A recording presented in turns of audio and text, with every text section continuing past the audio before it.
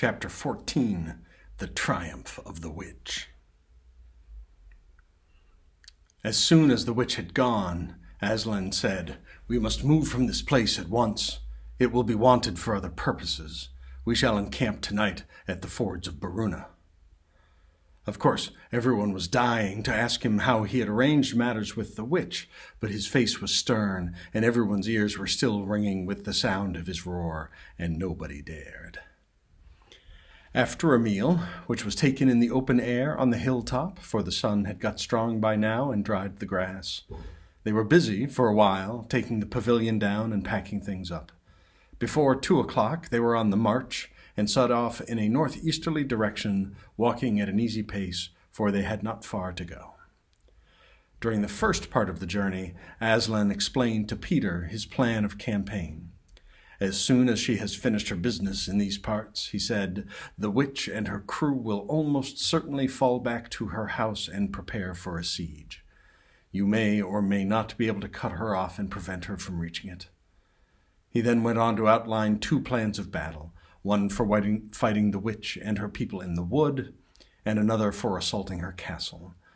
And all the time he was advising Peter how to conduct the operations, saying things like, "You must put your centaurs in such and such a place," or "You must post scouts to see that she doesn't do so-and-so." Till at last Peter said, "But you will be there yourself, Aslan."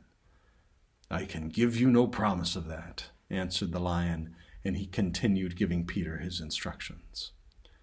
For the last part of the journey, it was Susan and Lucy who saw most of him. He did not talk very much, and seemed to them to be sad.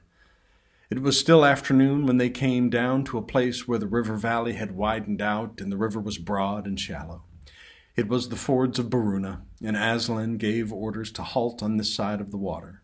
But Peter said, wouldn't it be better to camp on the far side, for fear she should try a night attack or anything? Aslan, who seemed to have been thinking about something else, roused himself with a shake of his magnificent mane and said, What's that?" Peter said it all over again. "No," said Aslan in a dull voice, as if it didn't matter. "No, she will not make an attack tonight." And then he sighed deeply. But presently he added, "All the same, it was well thought of. That is how a soldier ought to think. But it doesn't really matter." So they proceeded to pitch their camp. Aslan's mood affected everyone that evening. Peter was feeling uncomfortable too at the idea of fighting the battle on his own. The news that Aslan might not be there had come as a great shock to him. Supper that evening was a quiet meal. Everyone felt how different it had been last night or even that morning.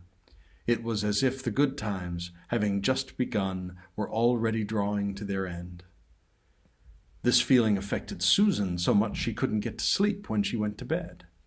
After she had lain, counting sheep and turning over and over, she heard Lucy give a long sigh and turn over just beside her in the darkness. "Can't you get to sleep either?" said Susan. "No," said Lucy. "I thought you were asleep." "I say, Susan, what?" "I've a most horrible feeling, as if something were hanging over us." "Have you?" "Because, as a matter of fact, so have I." "Something about Aslan," said Lucy. "Either some dreadful thing is going to happen to him, or something dreadful that he's going to do." "There's been something wrong with him all afternoon," said Susan. "Lucy, what was it that he said about not being with us at the battle?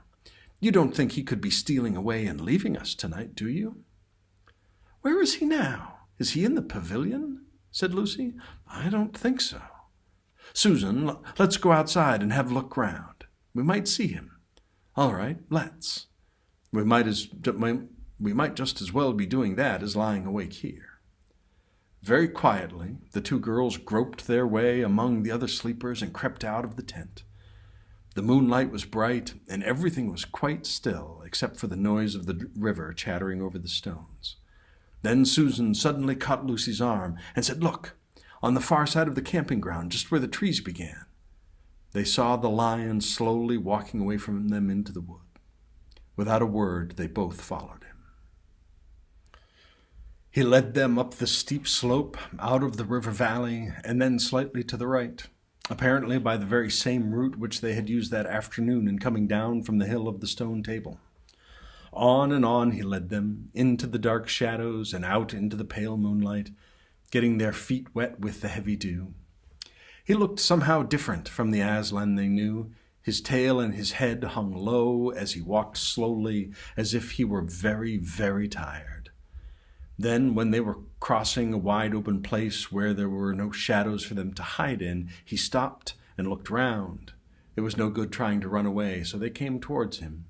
When they were closer, he said, "Oh, children, children, why are you following me?" "We couldn't sleep," said Lucy, and then felt sure that she need say no more and that Aslan knew all they had been thinking. "Please, may we come with you, wherever you're going?" asked Susan. "Well," said Aslan, and seemed to be thinking. Then he said, "I should be very glad of company tonight. Yes, you may come, if you will promise to stop when I tell you, and after that leave me to go on alone." "Oh, thank you, and we will," said the two girls. Forward they went again, and one of the girls walked on each side of the lion. But how slowly he walked! And his great royal head drooped so that his nose nearly touched the grass. Presently he stumbled and gave a low moan. "Aslan, dear Aslan," said Lucy, "what is wrong? Can't you tell us?" "Are you ill, dear Aslan?" asked Susan. "No," said Aslan, "I am sad and lonely. Lay your hands on my mane so that I can feel you are there, and let us walk like that." So the girls did what they would have never dared to do without his permission, but what they had longed to do ever since they first saw him, buried their cold hands in the beautiful sea of fur and stroked it, and so doing walked with him. And presently they saw that they were going with him up the slope of the hill on which the stone table stood. They went up at the side where the trees came furthest up, and when they got to the last tree, it was one that had some bushes about it, Aslan stopped and said, "Oh, children, children, here you must stop, and whatever happens, do not let yourself be seen. Farewell." And both girls cried bitterly, though they hardly knew why, and clung to the lion and kissed his mane and his nose and his paws and his great sad eyes. Then he turned from them and walked out on to the top of the hill, and Lucy and Susan, crouching in the bushes, looked after him, and this is what they saw. A great crowd of people were standing all round the stone table, and though the moon was shining, many of them carried torches which burned with evil-looking red flames and black smoke. But such people, ogres with monstrous teeth, and wolves and bull-headed men, spirits of evil trees and poisonous plants, and other creatures whom I won't describe, because if I did, the grown-ups would probably not let you read this book. Cruel hags and incubuses, wraiths, horrors, efreets, sprites, orkneys, wooses, and ettins. In fact, here were all those who were on the witch's side and whom the wolf had summoned at her command. And right in the middle, standing by the table, was the witch herself. A howl and gibber of dismay went up from the creatures when they first saw the great lion pacing toward them, and for a moment even the witch seemed to be struck with fear. Then she recovered herself and gave a wild, fierce laugh. "The fool!" she cried. "The fool has come! Bind him fast!" Lucy and Susan held their breaths, waiting for Aslan's roar and his spring upon his enemies. But it never came. 4 hags, grinning and leering, yet also at first hanging back and half afraid of what they had to do, had approached him. "Bind him, I say," repeated the White Witch. The hags made a dart at him and shrieked with triumph when they found that he made no resistance at all. Then others, evil dwarfs and apes, rushed in to help them, and between them they rolled the huge lion over on his back and tied all his 4 paws together, shouting and cheering as if they had done something brave. though had the lion chosen, one of those paws could have been the death of them all.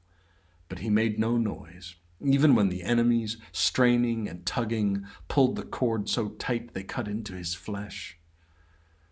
Then they began to drag him towards the stone table. "Stop!" said the witch. "First, let him be shaved." Another roar of mean laughter went up from her followers as an ogre with a pair of shears came forward and squatted down by Aslan's head. Snip, snip, snip went the shears, and masses of curling gold began to fall to the ground. Then the ogre stood back, and the children, watching from their hiding place, could see the face of Aslan looking small and different without its mane.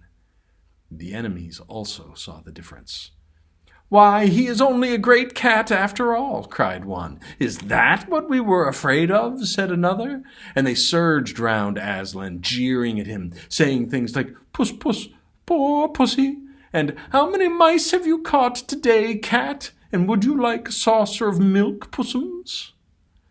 "Oh, how can they?" said Lucy, tears streaming down her cheeks. "The brutes, the brutes!" And now that the first shock was over, the shorn face of Aslan looked to her braver and more beautiful and more patient than ever. "Muzzle him," said the witch, and even now, as they worked about his face putting on the muzzle, one bite from his jaws would have cost 2 or 3 of them their hands. But he never moved, and this seemed to enrage all that rabble. Everyone was at him now. Those who had been afraid to come near him even after he was bound began to find their courage, and for a few minutes the 2 girls could not even see him, so thickly was he surrounded by the whole crowd of creatures, kicking him, hitting him, spitting on him, jeering at him. At last the rabble had had enough of this. They began to drag the bound and muzzled lion to the stone table, some pulling and some pushing. He was so huge that even when they got him there, it took all their efforts to hoist him onto the surface of it. Then there was more tying and tightening of cords. "The cowards, the cowards!" sobbed Susan. "Are they afraid of him even now?" When once Aslan had been tied, and tied so that he was really a mass of cords on that flat stone, a hush fell on the crowd. The 4 hags, holding 4 torches, stood at the corners of the table. The witch bared her arms as she had bared them the previous night when it had been Edmund instead of Aslan. Then she began to whet her knife. It looked to the children, when the gleam of the torchlight fell on it, as if the knife were made of stone and not of steel, and that it was of a strange and evil shape. As last she drew near, she stood by Aslan's head. Her face was working and twitching with passion, but his looked up at the sky, still quiet, neither angry nor afraid, but a little sad. Then, just before she gave the blow, she stooped down and said in a quivering voice, "And now, who has won? Fool, did you think that by all this you would save the human traitor? Now I will kill you instead of him, as our pact was, and so the deep magic will be appeased. But when you are dead, what will prevent me from killing him as well? And who will take him out of my hand then? Understand that you have given me Narnia forever. You have lost your own life, and you have not saved his. In that knowledge, despair and die." The children did not see the actual moment of the killing. They couldn't bear to look and had covered their eyes.